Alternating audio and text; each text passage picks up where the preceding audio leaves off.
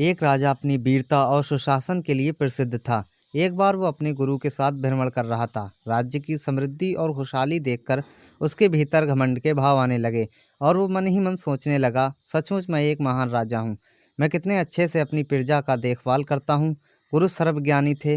वे तुरंत ही अपने शिष्य के भावों को समझ गए और तत्काल उसे सुधारने का निर्णय लिया। रास्ते में ही एक बड़ा सा पत्थर पड़ा था। गुरुजी ने सैनिकों को उसे तोड़ने का निर्देश दिया। जैसे ही सैनिकों ने पत्थर के दो टुकड़े किए, एक अविश्वसनीय दृश्य देखा। पत्थर के बीचों बीच कुछ पानी जमा था और उसमें एक छोटा सा मेंढक रह रहा था। पत्थर टूटते ही वो अपनी कैद से निकलकर भागा। सब अचरज में थे कि आखिर वो इस तरह कैसे कैद हो गया और इस स्थिति में भी वो अब तक जीवित कैसे था। अब गुरुजी राजा की तरफ पलटे और पूछा, अगर आप ऐसा सोचते हैं कि आप इस राज्य में हर किसी का ध्यान रख रहे हैं, सबको पाल पोष रहे हैं, तो बताइए पत्थरों के बीच फंसे उस मेंढक का ध्यान कौन रख रहा था?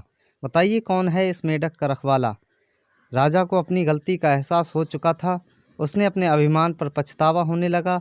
गुरु की कृपा से वे जान चुका कि वो ईश्वर ही है जिसने हर एक जीव को बनाया है और वही है जो सबका ध्यान रखता है।